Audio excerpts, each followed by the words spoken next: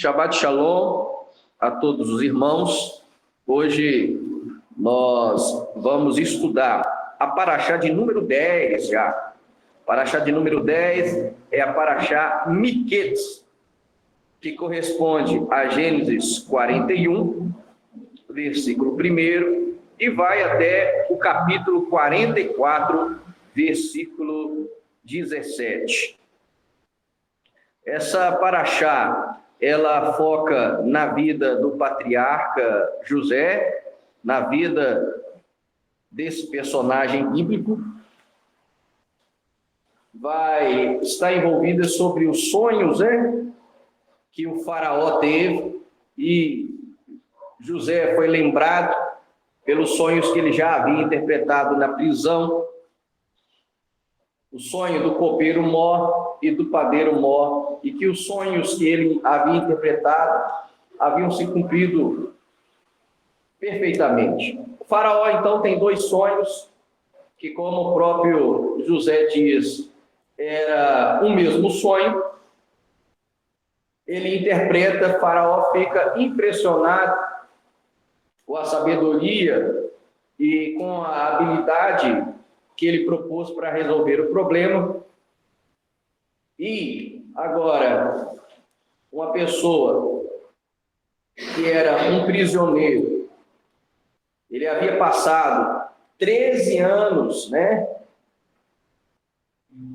13 anos em uma situação difícil, onde ele havia sido vendido como escravo, e depois, por calúnia da esposa de Potifar, ele vai parar na prisão. E depois de 13 anos de sofrimento, Deus o honra, e de prisioneiro ele vira o vice-governador do Egito, abaixo apenas só da autoridade do faraó. E aí a paraxá, com os filhos de Jacó descendo ao Egito por causa da grande fome que atingiu aquela região, e aí Yosef tem um encontro com os seus irmãos, mas os seus irmãos não os reconheceram. E aí ele, para descobrir se o pai é vivo, se os irmãos se arrependido daquilo que haviam feito com ele, ele começa a fazer alguns truques para saber o que havia no coração dos seus irmãos. E aí nós temos o resumo e a conclusão dessa paraxá. Hoje nós vamos focar. Os irmãos viram o post que a nossa irmã Camila fez brilhantemente. Nós vamos falar hoje sobre o tema o Jesus, o Messias romano versus o Messias judeu. E aí os irmãos podem ver no post metade do rosto é uma representação do Messias romano, e a outra metade do rosto é o Messias judeu, E essa é uma representação do Jesus histórico, é uma representação baseada na história, na arqueologia, baseado em fatos. E aí eles reconstruíram,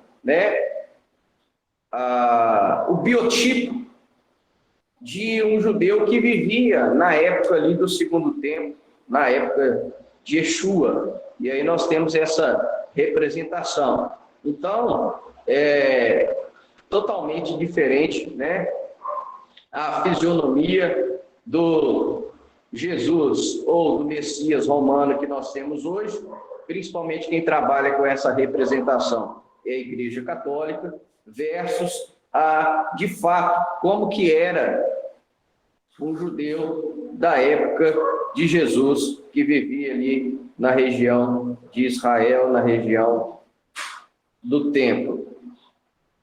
Então, hoje nós vamos pedir licença ao tema que nós temos trabalhado durante essas parashot, né, onde nós falamos sobre o tema os pais da fé, baseado na história de Abraão, Isaac e Jacó.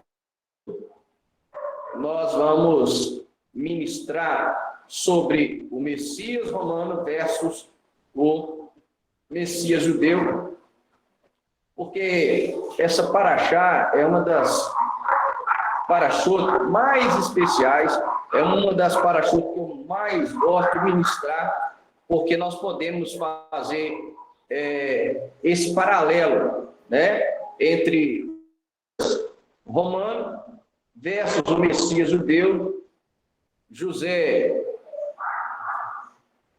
com os seus irmãos, um José judaico versus um José do Egito, no Egito, né, com a sua roupagem egípcia, né?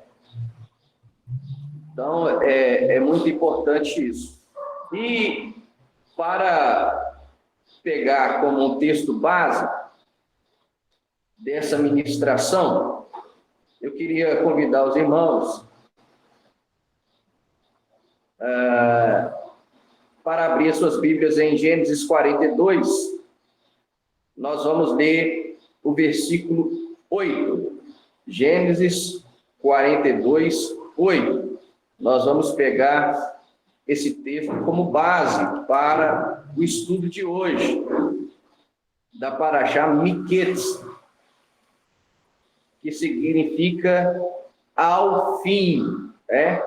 Eu dei o resumo da paraxá, disse que até José ser exaltado como vice-governador do Egito, demorou 13 anos, né? Nós sabemos que ele foi levado para o Egito, ele tinha 17 anos, e nós vamos ver nessa paraxá, que quando ele tinha 30 anos de idade, que ele se tornou o vice-governador do Egito. Então, demorou 13 anos para Deus pôr Miquetes fim ao seu sofrimento. Então, isso nos ensina muito, né? Isso nos ensina muito.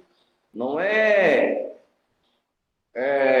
muitas das vezes, existem situações na nossa vida que elas não vão embora rapidamente. Por mais que a gente sirva ao Eterno, permaneça fiel ao Eterno, por mais que as provações e as tribulações aumentem, e por mais que pareça que Deus se esqueceu de nós, nós temos que manter a nossa fé como José. Ele esperou 13 anos para que Deus começasse a cumprir aqueles sonhos proféticos que Deus havia dado a ele há 17 anos atrás. Então, Miquetes, fim, demorou 13 anos para que o Eterno fosse fim, né, a boa parte do sofrimento de Yosef. Então, fiquemos com essa hoje, né, a paraxá dessa paraxá, a palavra dessa paraxá, Miquetes, fim. Então, vamos lá. Gênesis 42, 8, diz assim: assim Yosef reconheceu seus irmãos, mas eles não reconheceram. Então, Gênesis 42, 8, o que nós temos aqui? Vemos que quando José, ele viu que os seus irmãos haviam descido ao Egito para buscar grãos, por causa da grande fome que devastava toda aquela região, ele reconheceu seus irmãos, apesar de ter 13 anos que eles não haviam se visto mais, ele conseguiu perceber e reconhecer os seus irmãos. Em contrapartida, os irmãos de Yosef, de José, não o reconheceram. E não reconheceram ele por quê? Porque ele mudou muito a fisionomia durante esses 13 anos que eles ficaram longe? Não. Por que eles não reconheceram a Iosef? Por que eles não reconheceram a José? Por causa da roupagem egípcia, por causa daquela roupa de faraó que José estava usando. Usando aquele queixinho, né, quadrado de faraó, uma peruca, né, de faraó, maquiagem, né, lápis nos seus olhos, né, com uma túnica, com uma roupa de uma autoridade egípcia, e ele, né, ele não chamava-se agora mais também José. Então, além da roupagem, ele se chamava Tzafenat Paneah. Então, até o seu nome havia sido mudado. Por isso que os seus irmãos, por mais que fossem os seus irmãos, eles não reconheceram. Então, esse é o foco do estudo de hoje. Tem muita gente que não entende por que os judeus, né? Várias vezes já me foram feitas essas perguntas. Por que os judeus hoje não aceitam a Jesus como Messias? Por que os judeus não aceitam a Jesus como seu Salvador? Por que os judeus não reconhecem Jesus, nem mesmo como um judeu? Por que não reconhecem Jesus como um profeta, como um judeu praticante, mas sim como um herege que fundou uma religião chamada cristianismo? Porque muitos hoje ainda têm essa ideia. Então, Gênesis 42:8 já vai nos dar um pano de fundo sobre isso. Os judeus, os irmãos de Yeshua, não o reconheceram como judeu por causa da roupagem dele. Então, hoje, por que muitos judeus não aceitam a Jesus como Messias, ou até mesmo como um judeu praticante? Por causa da roupagem que foi colocada sobre Jesus. Houve toda uma roupagem colocada sobre Jesus. E quando a gente fala de nome, a gente fala de personalidade, né? Na Bíblia, quando a gente fala de nome, né, a gente já ensinou aqui que o nome fala da personalidade, daquilo que a pessoa é, daquilo que a pessoa vai ser, aquilo que envolveu o nascimento. Então, nós abrimos o leque aqui para o significado do nome. Então, hoje, os judeus não reconhecem a Jesus como Messias, porque propositalmente, isso não foi acidentalmente, foi proposital, foi esquematizado, foi planejado, foi desenvolvido durante muitos séculos esse distanciamento do Jesus, do Messias judeu, para o Messias romano.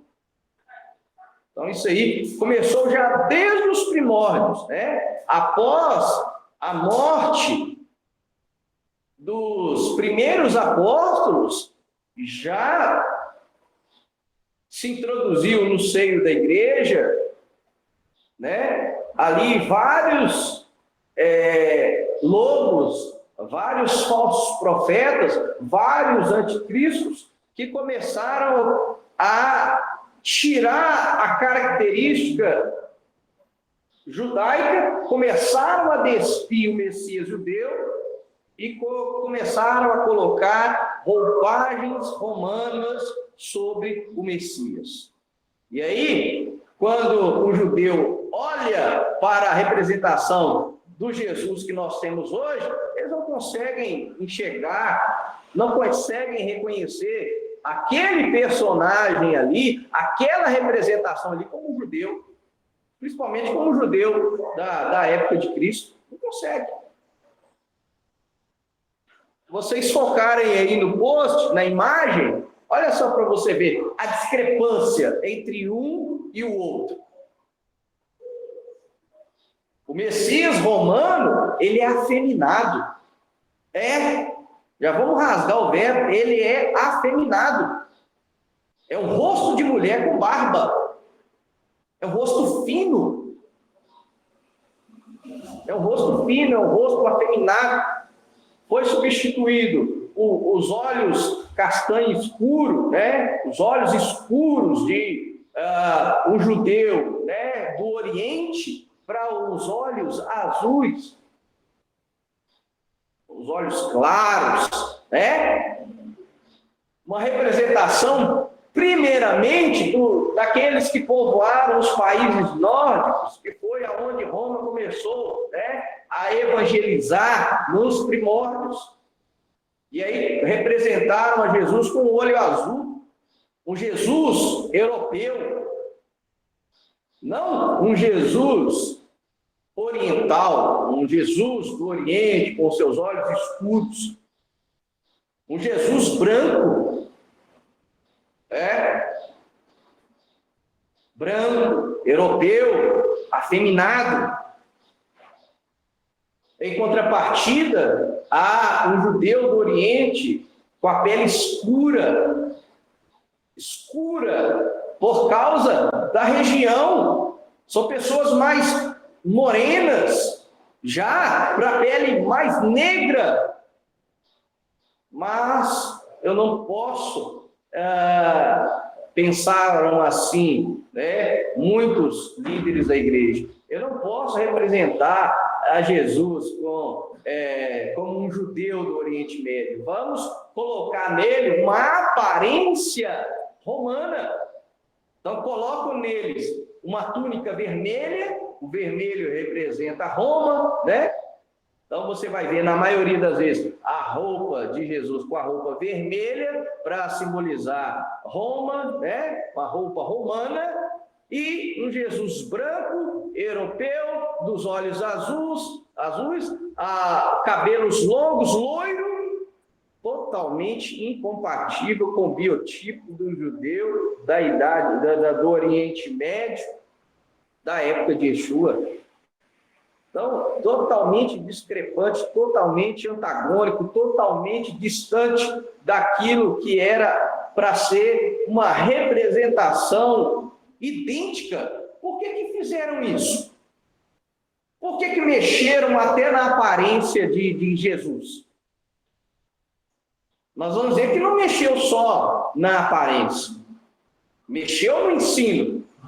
Mexeu na aparência.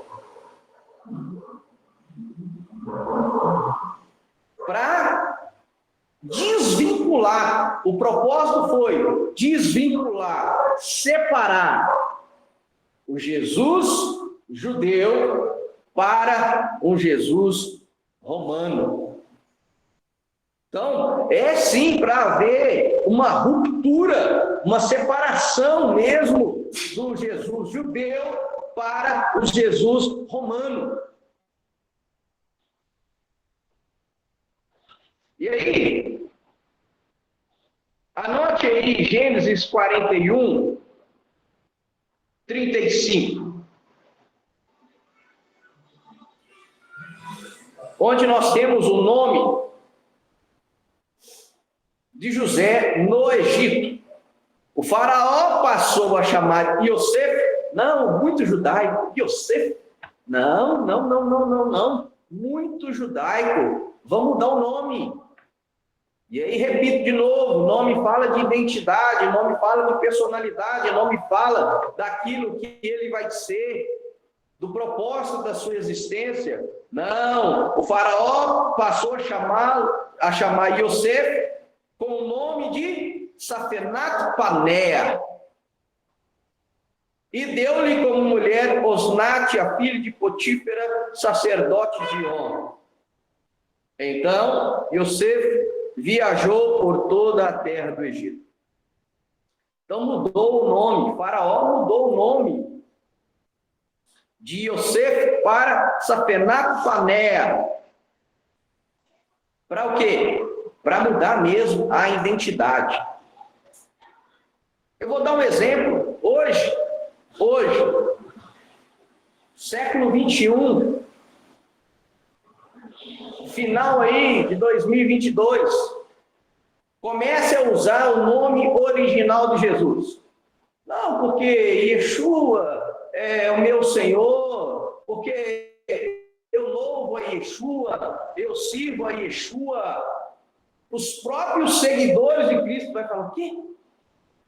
O que você está falando? Igual já falaram, eles ficam lá falando Exu.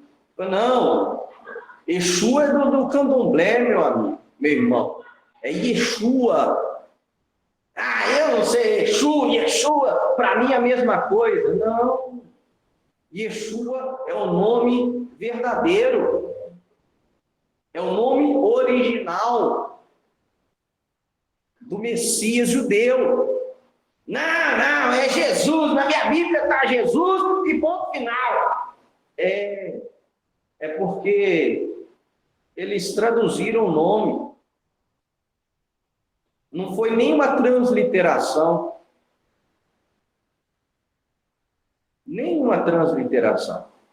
Transliteração é o que nós temos na Bíblia judaica. Yeshua, com Y. Yeshua. É uma transliteração do nome hebraico. O que é uma transliteração? É eu pegar, né, o nome do caractere, do vocábulo hebraico, da gramática hebraica, e passar ela para o português. Eu transliterei o nome. Não é traduzir. Por quê? No hebraico não tem J. Nem no grego tem J. Como é que ele ia chamar Jesus se não tem J? Nem no grego, nem no hebraico. Então houve uma tradução. Mas o ponto é, se você usar o nome Yeshua, já causa estranheza. Causa estranheza. Mas o que eu quero focar aqui não é nem naquele que não serve a Deus, daquele que não conhece a palavra, daquele que não carrega a Bíblia, daquele que não estuda na escola dominical, daquele que não escuta a pregação todo domingo à noite. Eu quero falar desse, que participa da escola dominical, esse que participa de estudo bíblico, que escuta a pregação todo domingo à noite, que estuda a Bíblia, que lê a Bíblia. Se você passar a usar para ele, Yeshua, causa estranheza nele, causa resistência. Ah, não sei não, você está usando esse nome aí, não sei onde você está querendo chegar, não. Então foi proposital, gente. Foi proposital essa mudança de aparência. Essa mudança de aparência. Vamos tirar a característica judaica dele. É a primeira coisa. Não, Yeshua não. Vamos pôr Jesus. Jesus Cristo. Aí o Cristo virou até sobrenome. Jesus Cristo.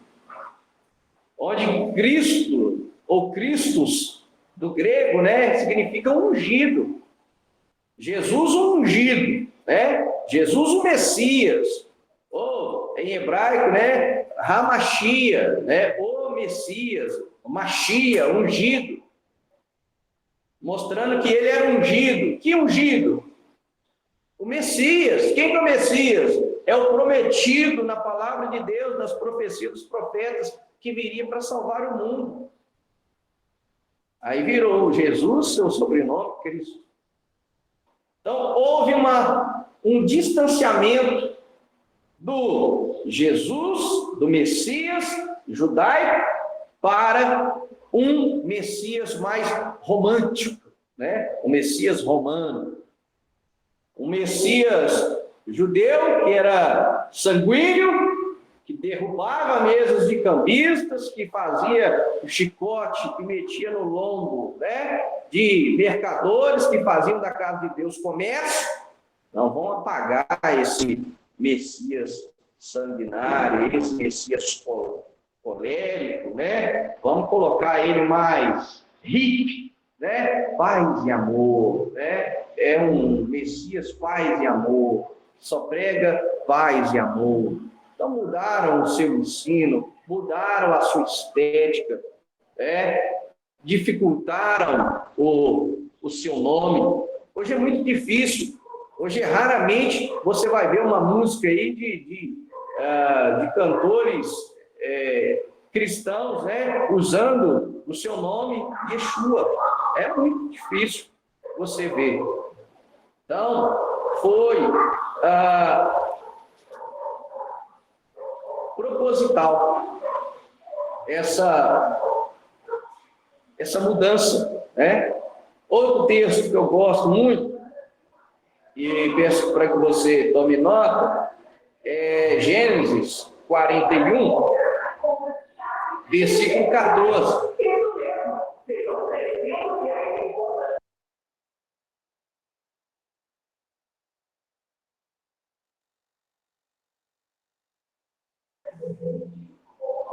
Gênesis 41, 14. Nós temos aí quando chamaram Yosef, tiraram ele da prisão para apresentá-lo ele a Faraó.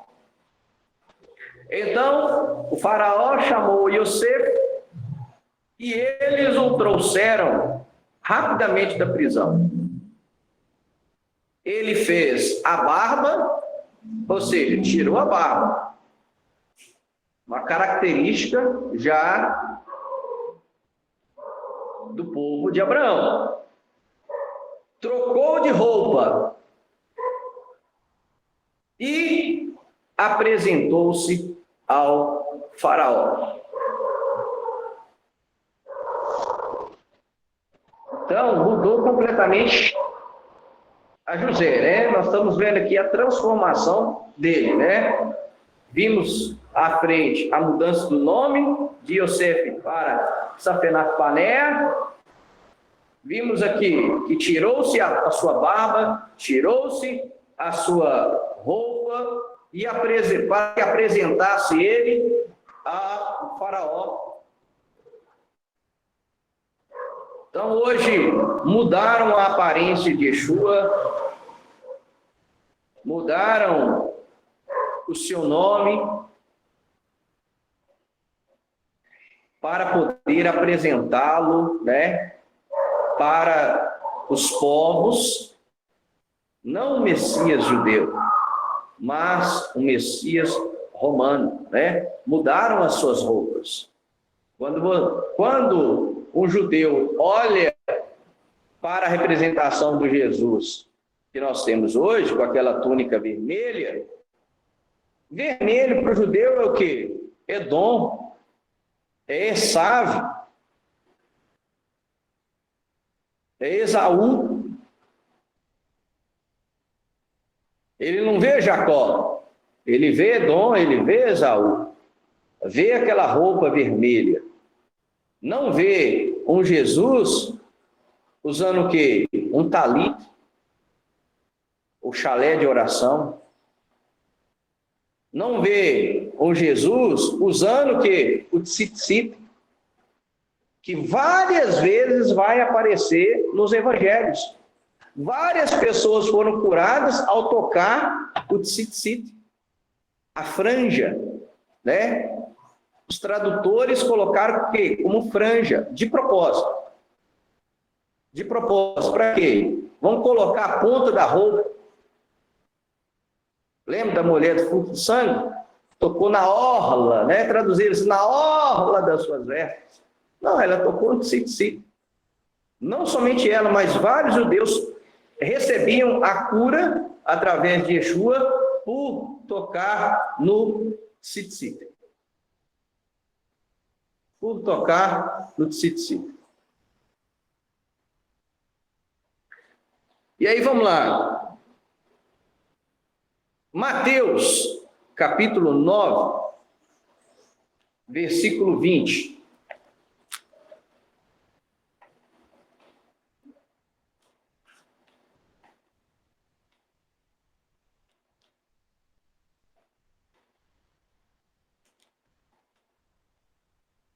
Mateus 9,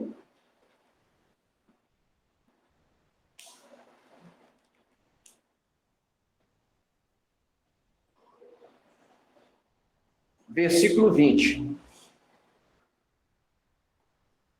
Aí eu estou usando a Bíblia Judaica Completa, que é a tradução do Dr. David Stern, que era um judeu que cria em Jesus como Messias. E aí ele aprendeu grego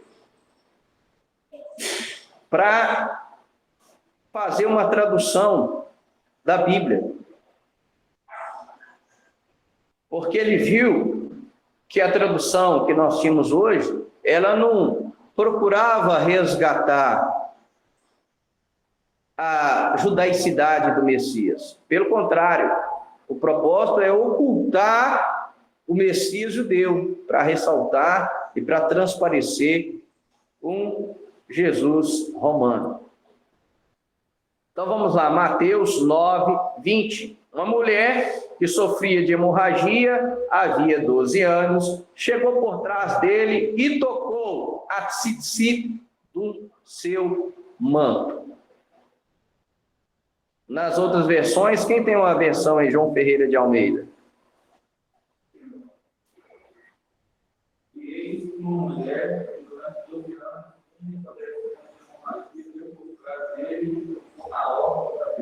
trocou na orla.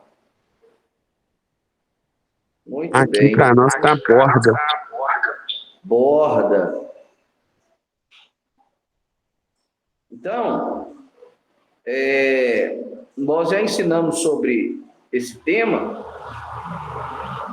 Por que ela resolve tocar na borda, na orla da veste do Messias?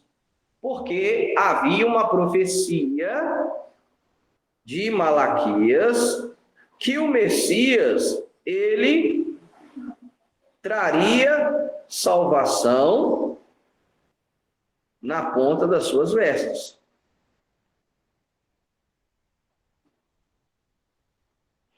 Ok? Então, por isso, ela vai e toca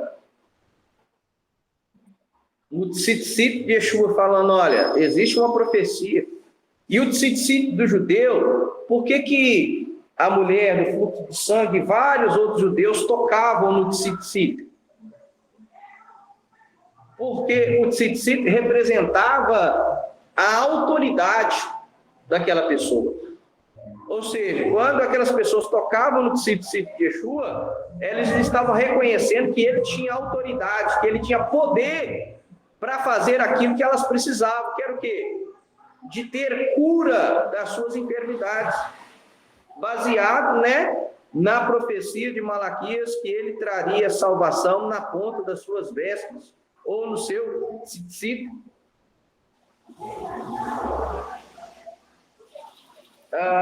Mais um texto, Mateus ainda, vamos adiantar um pouquinho, Mateus capítulo 14,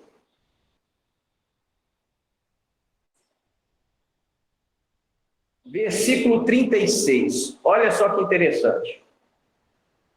Mateus 14, 36.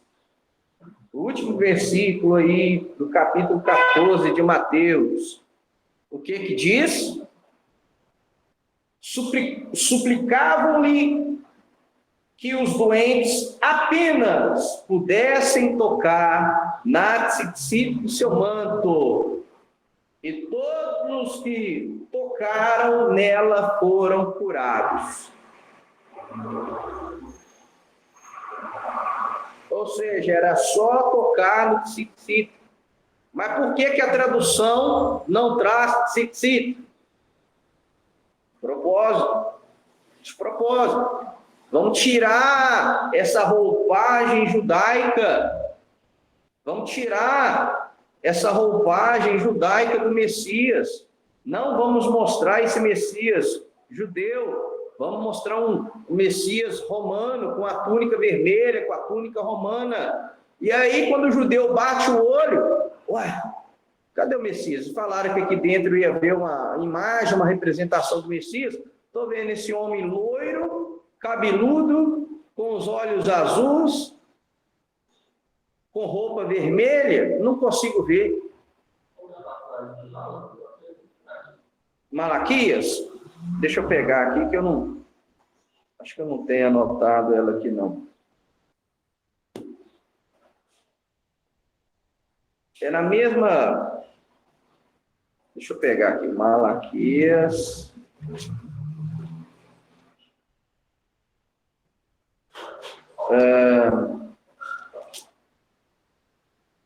Malaquias, eu acho que na versão cristã, está Malaquias 4:2. Na versão judaica, são só 3 capítulos, aí na versão judaica está Malaquias 3:20. É só porque a ordem de versículos é diferente. O texto é o mesmo, tá? Não tem nem menos nem mais. É só a divisão mesmo de capítulos e versículos que é diferente. Que diz assim, a profecia: mas para vocês que temem meu nome, o sol da justiça se levantará com cura em suas asas, e vocês sairão e saltarão como bezerros soltos do curral. Na tradução aqui está asas. Asas. Aí anota, aproveita aí e anota. A palavra hebraica aí é kanaf. E kanaf significa asas, mas o Messias não tinha asas. Tinha? Não.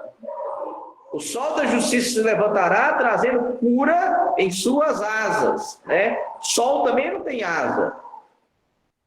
Ou seja, nos seus raios, né? Sol tem raios de luz. E os raios de luz que a gente vê são filetes, né? Representando o tzitzit. Mas ele dará cura em suas asas. E aí é kanaf, em hebraico. Kanaf significa borda, extremidade e franja. Borda, extremidade e franja. Aí, o tradutor, muito maldosamente, ele vai traduzir conforme a sua teologia. Esse que é o problema. Não, eu posso traduzir, né? Kanaf em hebraico, eu aceito colocar só borda ou orla, então eu vou colocar. Ou por falta de conhecimento da cultura judaica da época, né? Ao invés de colocar franja. E como é que eu sei que é franja? Que é tzitzit? Como é que você sabe, pastor? Como é que você sabe que você está certo? Por causa, anote em Números 15, 37 e 41. O que é Números 15, 37 e 41? É o mandamento que todo judeu tinha que ter o quê? Franjas nas suas vestes.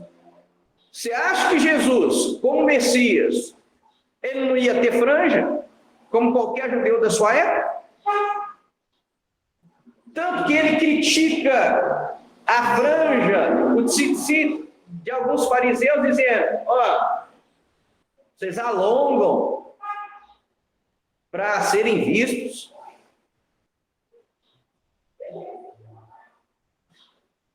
Vocês mexem nas suas franjas, nos seus filactérios, né?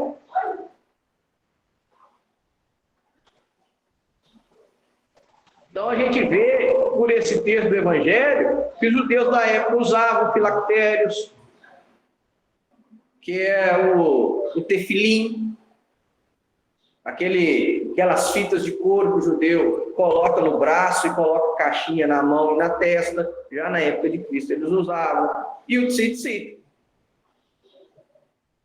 Tanto que a mulher do fluxo de sangue e várias outras pessoas tocavam no tzitzit, na franja, que todo judeu usava e que Yeshua usava. Então, por que hoje, quando eu entro e vejo a imagem de Jesus, eu não vejo um Jesus com tzitzit, mas eu vejo um Jesus com uma túnica vermelha, justamente para isso, para tirar a aparência do Jesus, do Messias judeu. Vamos apresentar o Messias romano.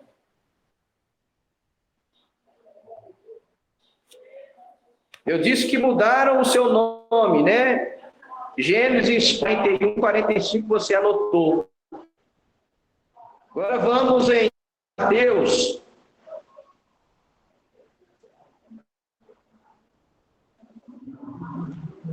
Mateus capítulo 1.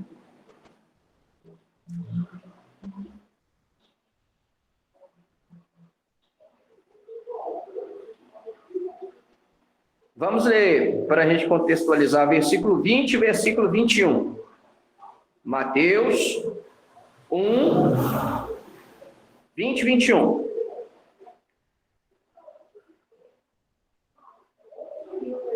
Olha o que diz Mateus, o Evangelho de Mateus. Mas, enquanto pensava sobre isso, um anjo de Adonai lhe apareceu em um sonho e disse: Yosef, José, filho de Davi, não tenha medo de receber Miriam, Maria, em sua casa como mulher,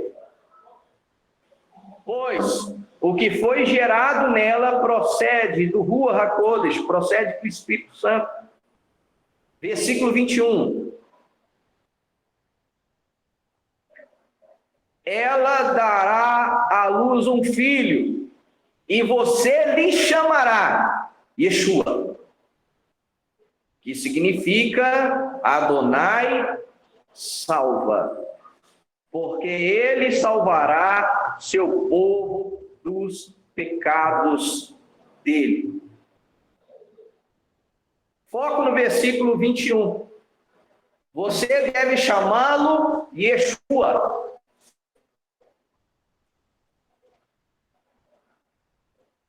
Que vem da palavra hebraica Yeshua, salvação.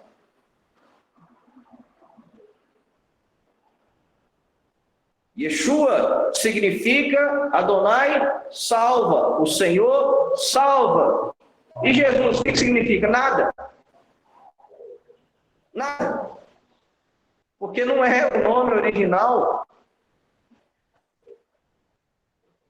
Ele não tem significado hebraico, porque mudou, traduziu.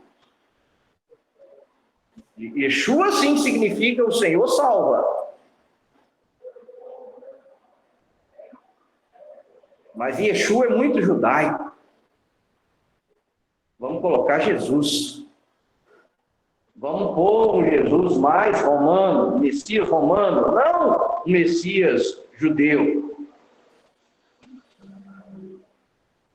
Porque aí você perde na essência, no significado. Yeshua. É muito mais fácil para o judeu ouvir Yeshua, Yosef, do que Tzafenat Paner, do que Jesus. Yeshua é um nome muito comum. Você pega o livro de Esdras, Neemias, você vai ver vários Yeshua lá. É, muito bom colocado aí, o nome Josué, né, Yehoshua, o próprio nome Yeshua é uma abreviação de Yehoshua.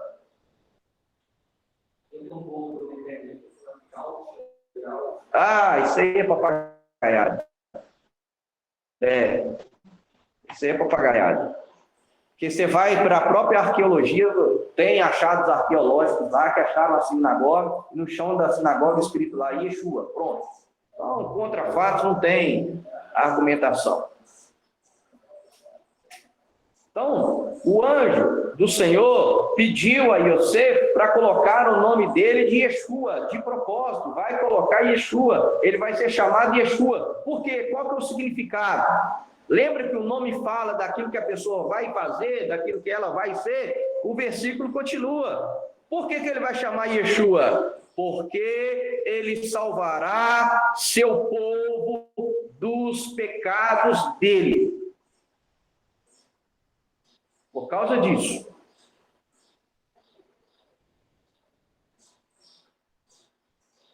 Ah, mas então você está falando que Jesus não presta? O nome Jesus não tem efeito nenhum? Não. Vou dar um exemplo simples. Na farmácia. Você vai na farmácia comprar um remédio. Aí o farmacêutico te apresenta. Tem esse, que é o original, e tem esse que a gente chama de genérico. Os dois têm o mesmo efeito, só que esse aqui é o original. Esse aqui é o genérico, mas os dois têm o mesmo efeito. Yeshua, Jesus, tem o mesmo efeito. Você crê em Jesus, vai perdoar os seus pecados. Se você clamar o nome de Jesus, vai te curar a sua enfermidade, vai expulsar demônios. Só que é genérico. Você quer o original mesmo? O de fábrica? É Yeshua. Simples. Os dois têm o mesmo efeito. E hoje, por que o pessoal usa Jesus? É mais acessível. Quando a pessoa vai na farmácia, tem o original da farmacêutica e tem o genérico. Não, meu dinheiro, eu vou pegar o genérico. Tem o mesmo efeito? Tem. Então me dá o genérico. Porque você pegar o original, você paga um preço mais alto. Comece só a usar Yeshua para você ver. Seus próprios irmãos da fé vão começar. Não, está muito judaico. Está judaizante. Sei não, ele só fica nesse tal de Yeshua. Em vez de usar Jesus logo, né? Então, irmãos, é isso. Os dois têm o mesmo efeito. Cura, liberta, salva, só que um é original, o outro é genérico. O outro passou por uma outra fórmula. O outro passou por uma outra gramática. Mas aí você perde no quê? No significado. Jesus, Yeshua, Adonai salva, o Senhor salva.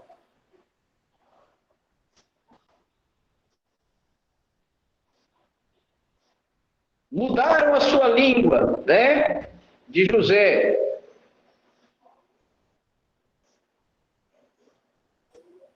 Gênesis 42.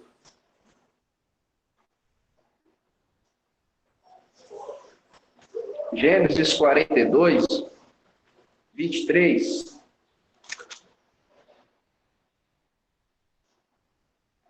Muito bom, anote aí, Gênesis 42, 23.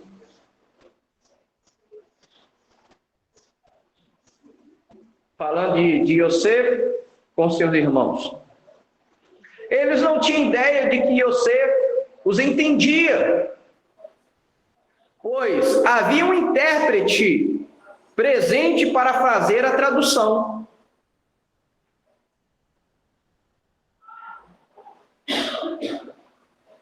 Então havia na sala um intérprete o quê? Que falava o hebraico e falava o egípcio.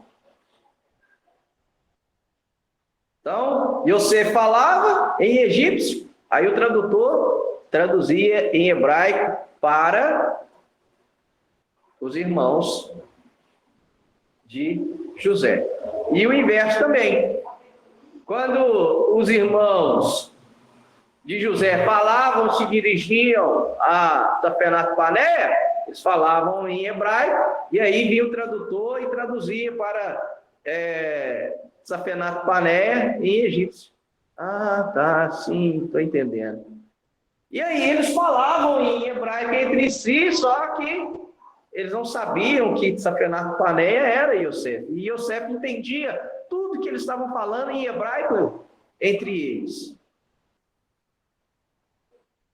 E aí hoje, quando você fala, não, porque no hebraico está assim, no aramaico está assim, que são as línguas semitas, são as línguas originais. Yeshua não falava grego.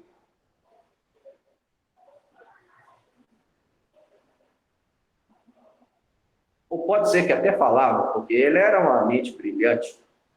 Mas todas as falas que nós temos ali, ou era em hebraico, porque dentro da sinagoga, nós já aprendemos aqui, se usa o hebraico, e fora da sinagoga usava-se o aramaico. Nós vemos algumas expressões de Yeshua, aquelas expressões ali são expressões aramaicas. Então ele falava em aramaico, e dentro da sinagoga ele falava em hebraico. Ele lia em hebraico. E aí, só um texto para a gente exemplificar isso. Lucas 4,16.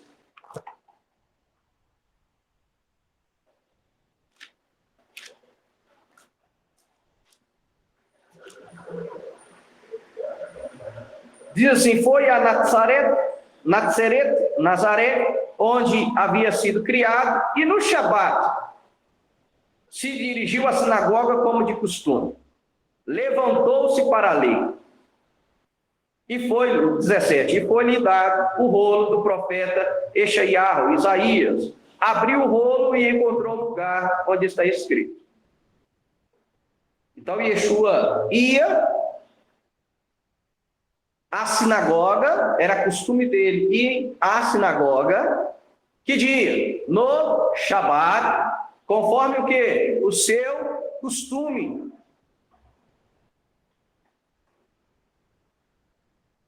Então ele ia vamos colocar assim, a congregação no Shabat, igual nós estamos fazendo aqui hoje.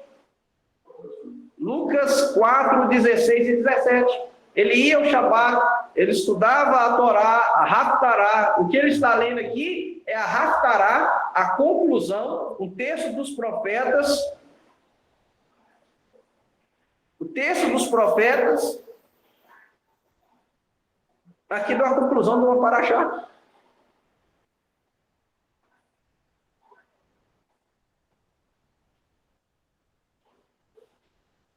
Então foi proposital essa mudança.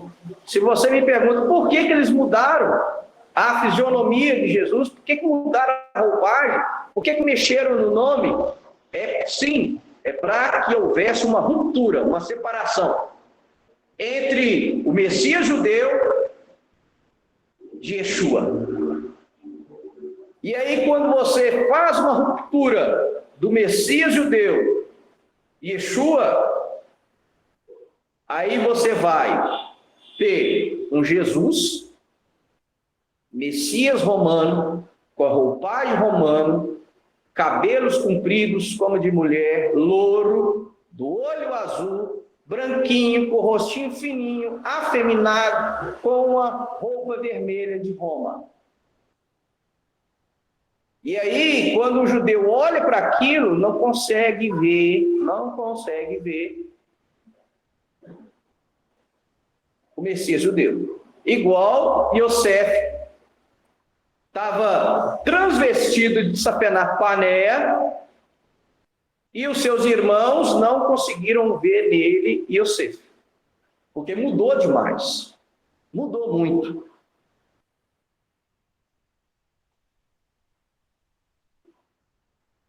Yeshua, eu tenho um livro, até que é de um padre, chamado Efraim. O nome do livro é Jesus, o Judeu Praticante. Yeshua, Jesus, sempre foi judeu. E foi um judeu praticante.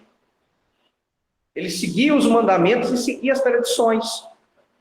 O que muita gente não entende é o quê? Ele confrontava tradições que feriam a Torá. Quando as tradições que foram desenvolvidas feriam a Torá, ele batia de frente. Mas ele seguia as tradições. Não só os mandamentos, ele seguia a tradição do seu povo. Aonde está na Torá mandando você congregar no Shabat? Aonde está na Torá o mandamento da sinagoga? Aonde está na Torá o mandamento de estudar a Parashá, a Haftará? É por isso que Lucas 4,16 diz: conforme o seu costume. O que é costume? Tradição. Então ele está seguindo uma tradição. E uma boa tradição. Ele está indo na sinagoga ao sábado estudar a Parashá. Ele foi dado a ele a honra de ler a Haftará, a conclusão, que ou é dos profetas ou é dos escritos. E ponto. Anote aí, Yeshua foi circuncidado ao 8º dia, como qualquer judeu. Lucas 2, 21.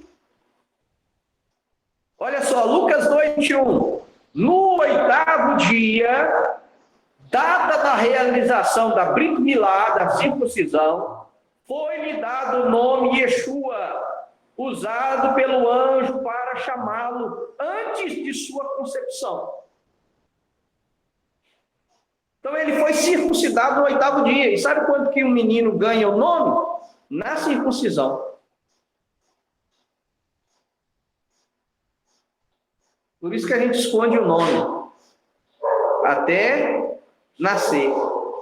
É um costume judaico. Ah, como é que vai chamar, né? As pessoas já perguntam, como é que vai chamar?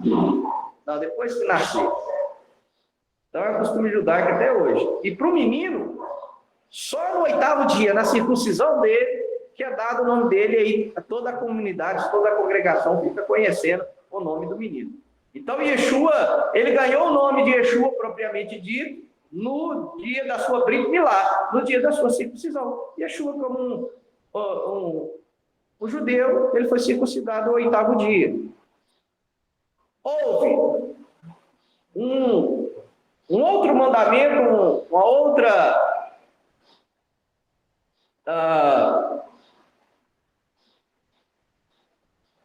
um outro mandamento, um outro costume judaico, que é o quê? O resgate do primogênito.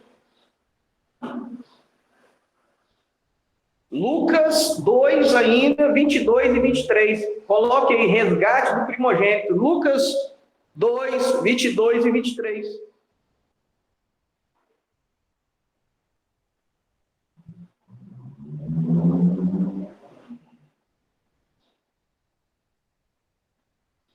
Olha só, ao chegar o tempo da purificação deles, de acordo com a Torá de Moshe,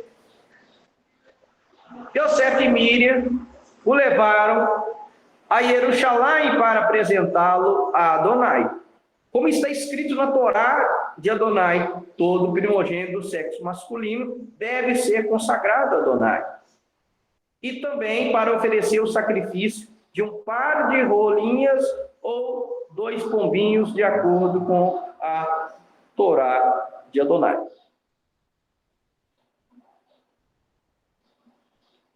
Então foi feito o resgate do primogênito, porque ele era o primogênito de Yosef e Miriam, de José e Maria.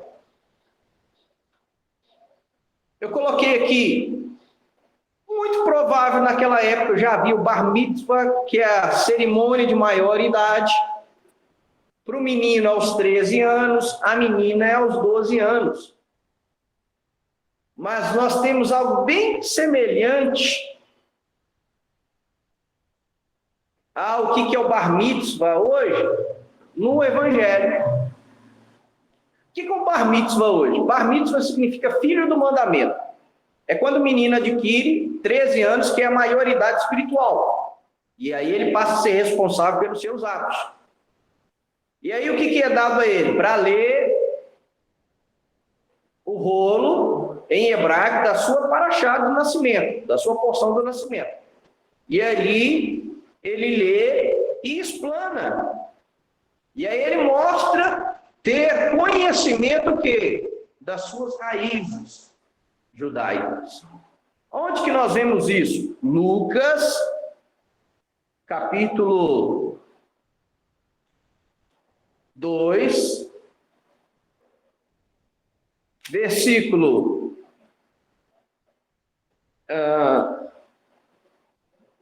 46 e 47.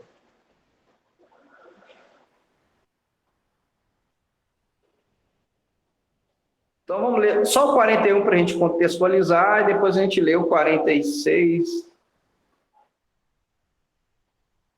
e 47. 41 primeiro. Todo ano, os pais de Yeshua iam a Jerusalém, para a festa de Pêssah, Páscoa. Versículo 42. Quando ele contava 12 anos de idade, que era a idade de maioridade espiritual, eles subiram à festa conforme o costume. Olha de novo, tradição, costume. E aí, no versículo 46, nós temos: no terceiro dia, o encontraram. Ele estava sentado no pátio do templo, entre os rabis, entre os mestres, não apenas ouvindo, mas fazendo perguntas a respeito do que diziam. E quem o ouvia ficava maravilhado com a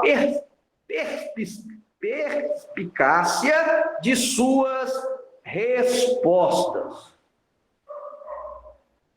Então, ele, na idade de 12 anos, se apresenta diante dos mestres da Torá e começa a argumentar com eles, a perguntar, a argumentar, e todos ficaram perplexos com o conhecimento que ele tinha já na idade de 12 anos. Isso mostra o quê? As suas raízes judaicas. Eu disse, Lucas 4 ainda, no versículo 16, nós temos Yeshua indo à sinagoga, como qualquer judeu da sua época. Nós vimos aí também Mateus 9, versículo 20, né? Que ele usava roupas judaicas.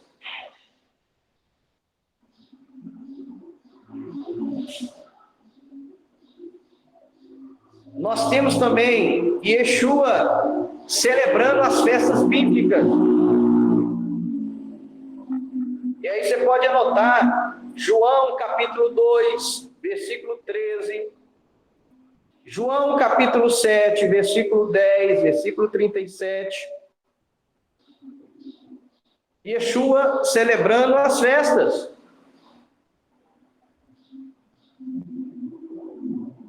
Yeshua era um cumpridor da Torá. Ele cumpria a Torá e aconselhava as pessoas a cumprir a Torá, mesmo sendo Messias. E aí eu quero que você anote Marcos capítulo 1, versículo 44. Marcos 1, nós temos um dos milagres fantásticos de Yeshua, que é a cura de um homem com sarraat, que é traduzido como lepra. E nós sabemos que o sarraat era uma doença espiritual que dava principalmente nas pessoas que cometiam o pecado de lashon hará, maledicência. E aí Yeshua cura aquele homem, e no Marcos 1, 44, ele diz: não conte a ninguém, em vez disso, como testemunho para as pessoas, vá e deixe o sacerdote examinar você e ofereça pela sua purificação os sacrifícios ordenados por Moshe. Ele falou: olha, você está curado. mas você vai seguir a lei. Você vai se apresentar ao sacerdote para testemunho principalmente deles, para eles atestarem a sua cura, e conforme o mandamento, você vai oferecer o sacrifício prescrito na Torá para aquele que foi afligido com Sahará. Por mais que você esteja curado, você não está isento de guardar a Torá. Simples. Uma atitude simples que hoje a mente cristã não entende. Não, se eu creio em Yeshua, eu não preciso de cumprir as observâncias da Torá. Não, Yeshua está mostrando aqui, por mais que você tenha um encontro com ele, você foi curado, você foi purificado, isso não te isenta de cumprir os mandamentos da palavra de Deus, só por causa da sua crença, só por causa do encontro que você teve com ele, da experiência que você teve com ele, da cura que você teve com ele. Não. Então, Marcos 1, 44, ok? Então, nós vemos, irmãos, que Yeshua, ele nunca deixou de ser judeu. Ele foi um judeu praticante. Então, foi criado essa roupagem para haver uma ruptura entre Yeshua e o povo judeu. Vamos separar ele do seu povo. Vamos distinguir ele do seu povo. Mas Yeshua sempre foi judeu, sempre foi um judeu praticante. Então, a resposta é a seguinte: por que hoje um judeu ele não aceita Jesus como Messias? Porque, primeiro, ele não consegue ver nesse Jesus com cabelos longos, loiros, olhos azuis, branquinho, rostinho afeminado, com roupa de Roma. Ele não consegue olhar e ver o Messias judeu ali, porque foi construída uma outra imagem, que não é a dele.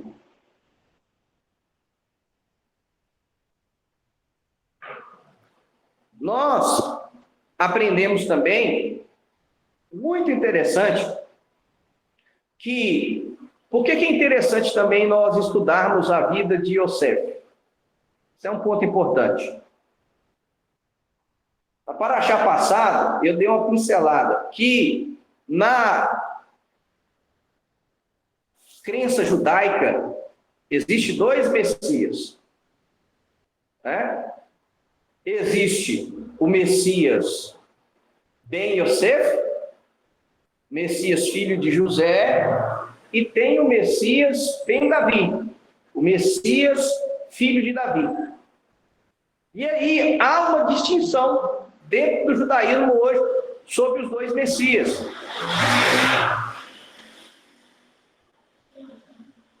E é muito interessante porque essa divisão dos dois Messias aponta que o Messias Ben Yosef, o Messias filho de José, que José, esse que nós estamos estudando a vida dele,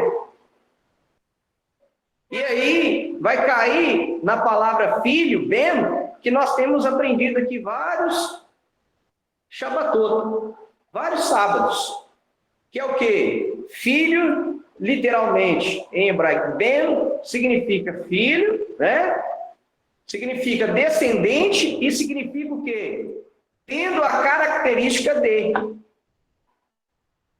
Então, os judeus, o povo de Deus hoje, quando estuda a história de José, a história de Yosef, eles veem o Messias aqui. Por isso que eles falam, Messias Ben Yosef, Mashiach Ben Yosef, Messias filho de José. Esse José aqui, que estava no Egito.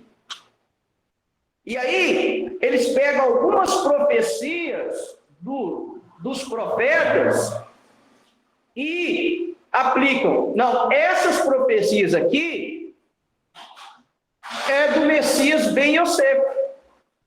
E aí eu queria que vocês anotassem. essas profecias? Em um outro estudo, a gente pode aprofundar nessas profecias.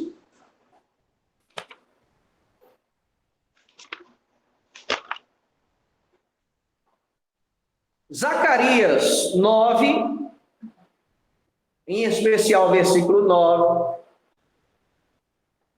Zacarias 12, versículo 10. Olha só que fantástico. Isaías 53, isso é fantástico.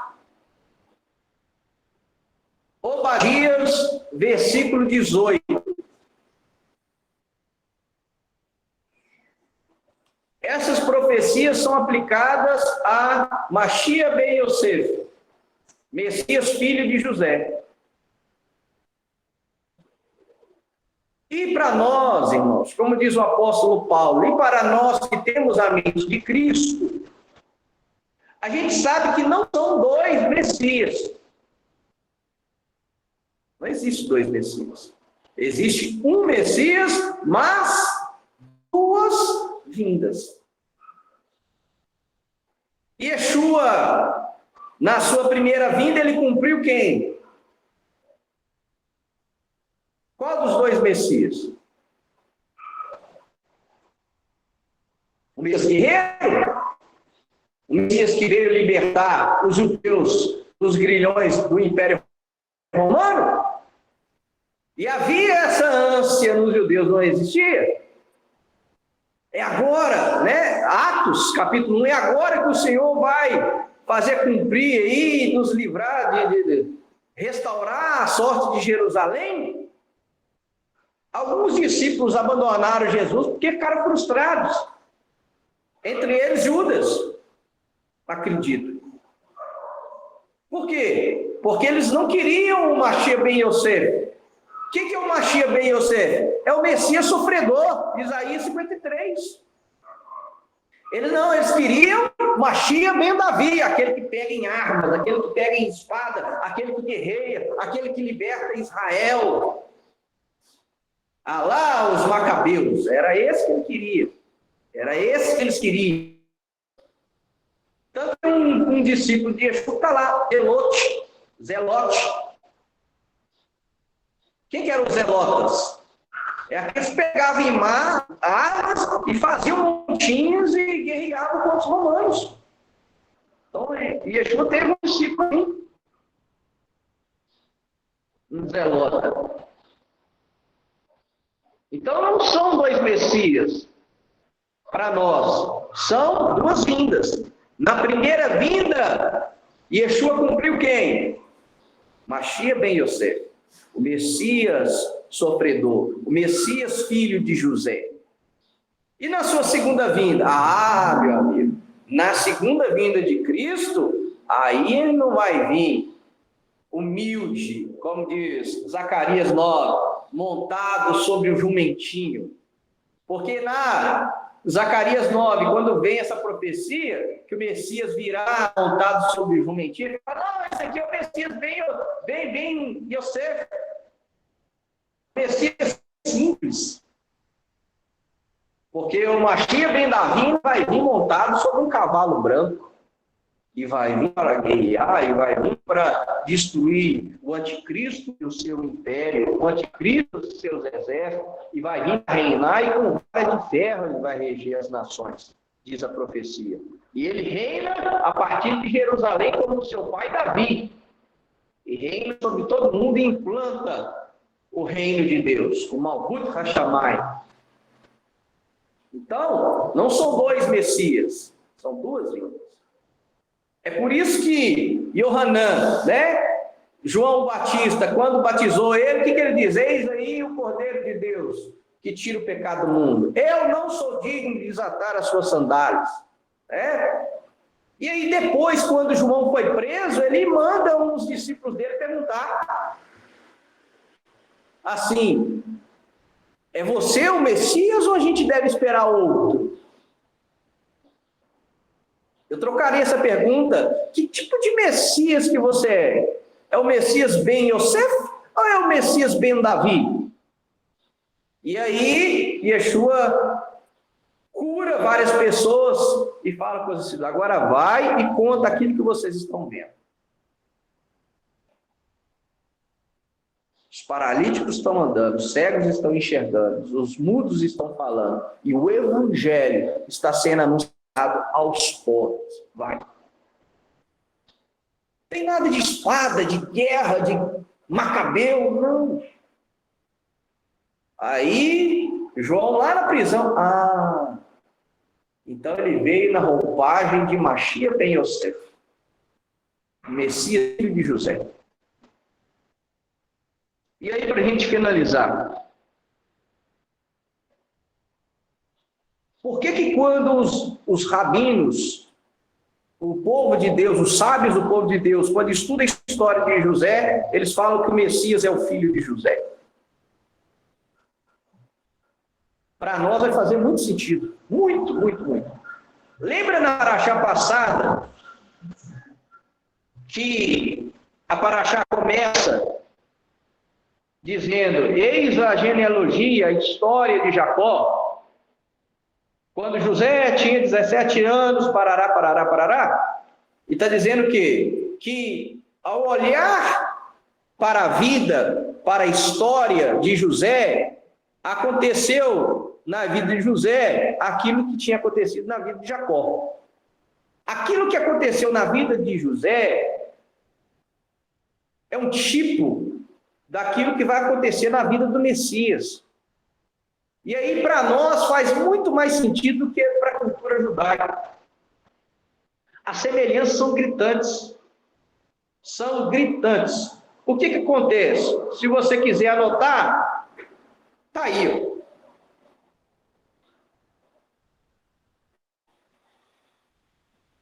Primeira semelhança: José e Jesus foram amados pelo Pai. Foi ou não foi? Quando Yeshua está sendo batizado, o que abatou a filha da voz disse no céu? Este é meu filho amado, em quem eu tenho prazer. O próprio Deus testemunhou dos céus: este é o meu filho amado. O que Jacó fez para José? Uma túnica sacerdotal. Porque Jacó amava mais José do que os seus irmãos. Por quê? Não era um privilégio, um amor sem sentido. Porque ele era o mais aplicado do que os seus irmãos. Yeshua foi fiel e até a morte de cruz. Outra semelhança: José, por causa dessa escolha do pai, por ele, o que aconteceu? José e Jesus foram odiados por seus irmãos. Os irmãos de José o odiaram.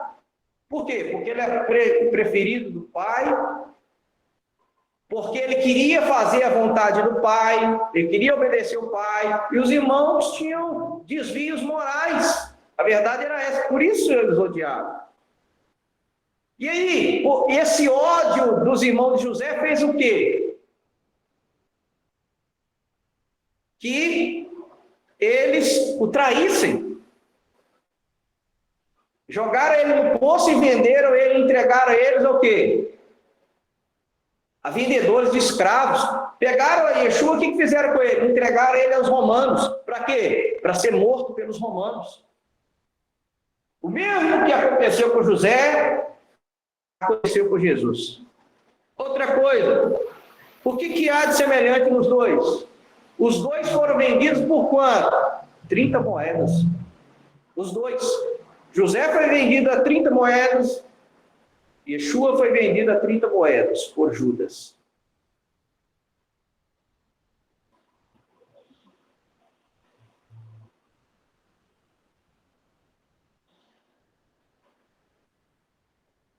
José e Jesus não tiveram aceitação dos seus irmãos por causa da sua posição de destaque. José se destacou dos irmãos, e Yeshua se destacou, a ponto que os religiosos falavam: com que autoridade você ensina? Com que autoridade você cura no sábado? Então ele não teve a aceitação dos seus irmãos. Ambos tiveram o início do seu ministério com o quê? 30 anos. Esse aí eu até anotei a referência aqui, ó. José começou a governar sobre o Egito com 30 anos. Gênesis 41, 46.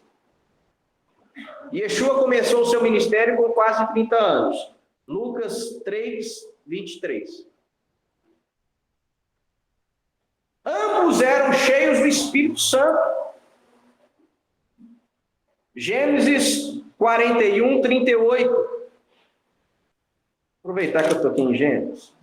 41, 38 diz assim: o faraó disse a seus oficiais: como poderei encontrar alguém semelhante a ele? O Espírito de Deus habita nele.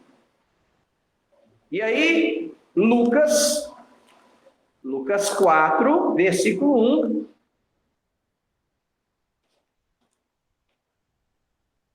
Então, Yeshua, cheio do Espírito Santo, cheio do Ruach HaKodesh, voltou ao Iarden, ao Jordão, e foi levado pelo Espírito ao deserto. Então, os dois eram cheios do Espírito. Os dois foram chamados com 30 anos. E agora, para a gente finalizar, José foi bênção primeiro para os gentios, para os egípcios, e depois para os seus irmãos. Ele ajudou primeiro a salvar o Egito da fome, e depois ele pôde alimentar os seus irmãos. Yeshua está sendo bondoso primeiro para quem? Para com os gentios. A salvação veio primeiro para os judeus, mas os judeus, por não receberem, a salvação está para os gentios. Eles não receberam, não foi simplesmente porque não quiseram. Paulo explica isso em Romanos 9, 10 e 11. O próprio Deus fez um endurecimento em parte sobre Israel para que a salvação viesse para os gentios. Para quê? Para que Mashiach ben Yosef, para o Messias, filho de José, fosse bondoso primeiro para nós, gentios, depois para os judeus. Ele vai ser bom para o seu povo no final. E aí, o final da paraxá, o início da outra paraxá, nós temos José se reconciliando com seus irmãos. Yeshua, conforme a profecia lá de Zacarias, quando ele voltar e eles virem as suas mãos e pés perfurados, eles vão chorar como quem chora pelo filho primogênito. E vai haver uma reconciliação entre Yeshua e o povo de Israel no final dos tempos. E essa profecia não é aplicada a Mashiach ben Davi. Ela é aplicada a Mashiach ben Yosef, ao Messias, filho de José. Então, irmãos, nós vemos várias semelhanças entre o José no Egito, sobre a vida de José e a vida de Yeshua. Por isso que Yeshua é, ao mesmo tempo, Mashiach ben Davi, mas ao mesmo tempo ele é Mashiach ben Yosef, Messias, filho de José. Porque tem muita característica, tem muita semelhança entre a vida de José e a vida do Messias. Amém? E, para concluir, por que eu trouxe esse estudo? Qual que é a implicação disso tudo? Nós entendemos que mudaram a aparência do Messias, colocaram sobre ele uma roupagem romana, mas o que isso implica para nós? Implica para nós que cabe a nós fazer o quê? Tirar essa roupagem egípcia, de Safenat Paneia, Cabe a nós tirar essa roupagem romana desse Messias e que encaixa agora com Hanukkah. Muito bem colocado, Tiago. Por quê? A Parashá Miquetes, ela sempre cai em Hanukkah. E aí, os próprios sábios dizem, por que a Parashá Miquetes cai em Hanukkah? Ou Hanukkah cai na Parashá Miquetes? Porque fala de assimilação. A guerra contra a assimilação. O que a gente tem que derrotar? A assimilação. O que a gente tem que mostrar? É o Messias judeu. Por quê? Qual que é a implicação disso tudo para a gente fechar? Porque o próprio Yeshua, ele disse que ele só volta quando? O que ele tem que tirar a roupagem? Porque só quando os judeus conseguirem reconhecer Yosef, só quando os judeus conseguirem reconhecer Yeshua como Messias judeu e não como Messias romano, é que ele volta. Porque ele disse, eu não volto enquanto vocês, judeus, disserem, Baruch haba b'shem Adonai, bendito é o que vem em nome do Senhor.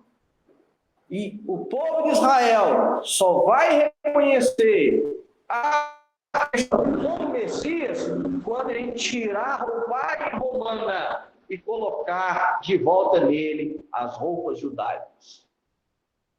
O tzitzit, o talit, a barba, a sua fisionomia, o seu ensino, Porque hoje qual que é o ensino? Messias aboliu a lei, ele cumpriu e ele não precisa cumprir mais. Tudo com a árvore de Natal dentro. E aí, meu amigo, passa longe. Então, enquanto eles não virem isso, Yeshua não volta. Então, cabe a nós tirar essa roupa romana dele e devolvê-lo ele de volta para casa. Lá no Talmud tem uma historinha muito interessante, onde os rabinos, um rabino pergunta para Eliarro, para o profeta Elias, ele teve a visão do profeta Elias, e ele pergunta, onde está o Messias? E aí Eliarro responde, ele está lá nos portões de Roma. Então a gente tem que trazer o Messias de volta para casa, para que os judeus digam, Baruch haba b'shem Adonai, bendito é o que vem em nome do Senhor. Pensa, passa um judeu aqui agora, fala, o que vocês estão fazendo aí no sábado? Não, nós tentamos, nós procuramos guardar o sábado conforme a mitzvah. Não, sábado não é para goim, sábado é para o povo judeu, ele vai dizer. E essa Hanukkah aí, o que ela está fazendo aí? Não, porque nós celebramos Hanukkah. Cadê a árvore de Natal? Não, aqui não entra poste ídolo, aqui não entra a árvore de Natal. Nós celebramos Hanukkah, é a festa contra a assimilação. Isso não é seus, isso é do povo judeu. E aí a gente cumpre Romanos capítulo 11. A gente causa ciúmes nos judeus. Vai no YouTube, vai na internet e pergunta, e pesquisa lá, se o sábado, o rabino ortodoxo vai falar, sábado não é para goim, sábado não é para gentil, sábado é para o povo judeu. Gentil não guarda sábado, gentil só guarda as 7 leis de Noa, as 7 leis de Noé. Não, nós guardamos as festas, nós procuramos guardar o Shabat, nós procuramos guardar a Kashrut, nós honramos a Yeshua como Messias judeu, como Messias ben Yosef, e ele vai voltar como Messias ben Davi. É isso.